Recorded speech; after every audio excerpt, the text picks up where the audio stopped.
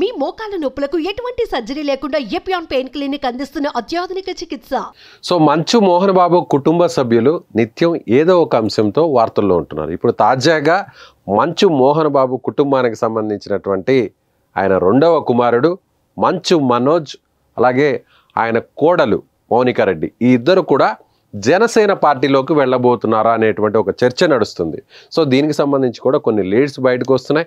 ఎందుకంటే ఇప్పటికే మోహన్ బాబు కుటుంబం దాదాపుగా కొన్ని వివాదాలతో, గొడవలతో ఇటీవల కాలంలో పూర్తి స్థాయిలో కేసులు, ఇలా అనేక రకాల వివాదాలతో వార్తల్లో ఉంటున్నారు. ఇప్పుడు తాజాగా మంచు మనోజ్ ఆ కుటుంబాన్ని విభేదించే ఇప్పుడు జనసేన పార్టీలోకి వెళుతున్నారా, లేదంటే ఆయన సొంత నిర్ణయం ప్రకారం వెళుతున్నారా, లేదంటే కుటుంబ సభ్యులకు చెప్పి వెళుతున్నారా అనే విషయాన్ని పక్కన పెడితే జనసేన పార్టీకి మంచు మనోజ్ వెళ్ళడానికి కారణం ఏంటో ఒకసారి విశ్లేషణ చేసే ప్రయత్నం చేద్దాం. ఎందుకంటే ఆ కుటుంబానికి సంబంధించి ఏదైతే మంచు మనోజ్ వివాహమాడినటువంటి మౌనికా రెడ్డి, భూమా నాగిరెడ్డి, భూమా శోభారెడ్డికి సంబంధించినటువంటి రెండవ కుమార్తె, ఆల్రెడీ పొలిటికల్ ఫ్యామిలీకి సంబంధించినటువంటి మౌనికా రెడ్డి ఇప్పుడు ఖచ్చితంగా జనసేన పార్టీలోకి వెళ్ళడానికి ప్రిఫరెన్స్ ఇస్తున్నట్టుగా చెప్పొచ్చు. ఎందుకంటే ఇప్పటికే ఆమె సోదరి అఖిలప్రియ ఆల్రెడీ ఆళ్లగడ్డ నియోజకవర్గానికి సంబంధించినటువంటి ఎమ్మెల్యేగా గెలుపొందారు.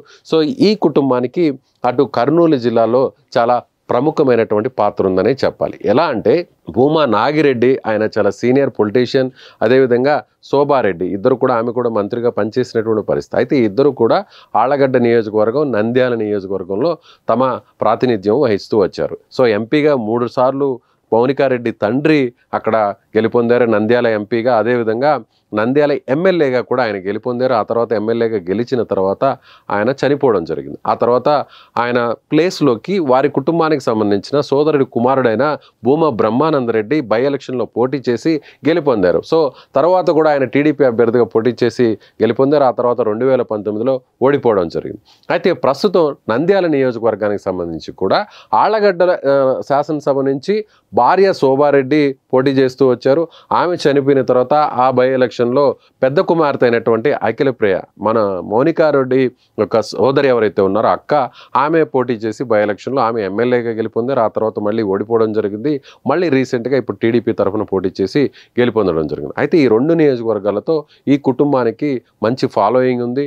నాయకత్వానికి సంబంధించి కూడా చాలామంది కూడా అనుచరగణం ఉంది. అయితే ఇప్పుడు నంద్యాల నుంచి బరిలోకి దిగుతారా, లేదంటే నంద్యాల ఎంపీ స్థానం నుంచి ఆశిస్తున్నారా, లేదంటే వచ్చే ఎన్నికల్లో జనసేన పార్టీలో ఈ జిల్లాలో ఒక కీలకమైనటువంటి ఫ్యామిలీ పార్టీలోకి వచ్చిందనే చెప్పవచ్చు. అయితే ఇప్పటికే శోభా నాగిరెడ్డికి సంబంధించినటువంటి వర్ధంతి సభ ఇవాళ జరుగుతుంది కాబట్టి ఈ కార్యక్రమంలో ఈ అనౌన్స్మెంట్ ఏమైనా చేయబోతున్నారా, అందులోనూ హైదరాబాద్ నుంచి అక్కడికి కర్నూలు జిల్లా ఆళ్లగడ్డకు వెళ్ళేటువంటి క్రమంలో భారీ స్థాయిలో కార్లతో కాన్వాయ్ ద్వారా వెళ్ళాలి అనేటువంటి ప్రయత్నం కూడా చేస్తున్నట్టుగా తెలుస్తుంది. సో ఈ వేదికగా ఈ అనౌన్స్మెంట్ చేయబోతున్నట్లుగా మనకు తెలుస్తుంది. అయితే ఇప్పుడు జనసేనకే ఎందుకు వెళుతున్నారు అనేది ఒక అంశాన్ని చూద్దాం.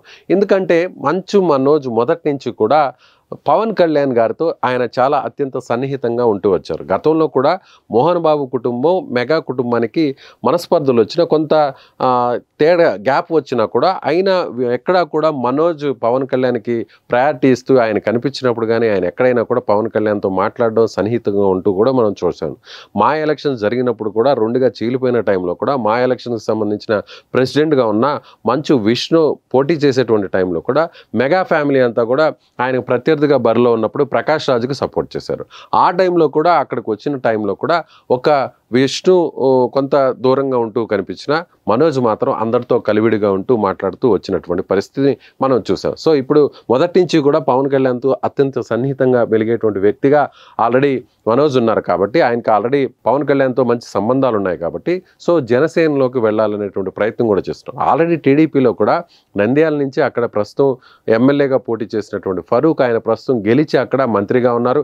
అదేవిధంగా నంద్యాల ఎంపీ నుంచి టీడీపీ అభ్యర్థిగా బైరెడ్డి రాజశేఖర రెడ్డి కుమార్తె బైరెడ్డి శబరి, ఆమె కూడా ఎంపీగా టీడీపీ అభ్యర్థిగా పోటీ చేసి గెలుపొందారు. సో అక్కడ టీడీపీలో మళ్ళీ అక్కడ టికెట్ ఇచ్చి పోటీ చేసేటువంటి అవకాశం తక్కువ. అదేవిధంగా అక్కడ ఆల్రెడీ నాయకులు ఉన్నారు కాబట్టి ఇక్కడ టీడీపీలోకి మళ్ళీ వెళ్ళినా కూడా పెద్ద ప్రాధాన్యత ఉండదేమో అనేటువంటి ఉద్దేశంతోనే ఇప్పుడు జనసేన పార్టీలోకి వెళ్ళాలనేటువంటి ప్రయత్నం జరుగుతున్నట్టుగా మనం చెప్పవచ్చు. నిజంగా అదే జరిగితే మంచు కుటుంబం, మంచు మనోజ్, మౌనికారెడ్డి ఇద్దరు కూడా అక్కడ జాయిన్ అయితే అటు జనసేన పార్టీకి చిత్తూరు జిల్లాలో కూడా ప్రాతినిధ్యం వహించేటువంటి అవకాశం ఉంది. ఎందుకంటే చంద్రగిరి నియోజకవర్గం మోహన్ బాబు కుటుంబానికి మోహన్ బాబుది. సో అక్కడ కూడా జనసేన పార్టీకి పుంజుకునేటువంటి అవకాశం ఉంటుంది.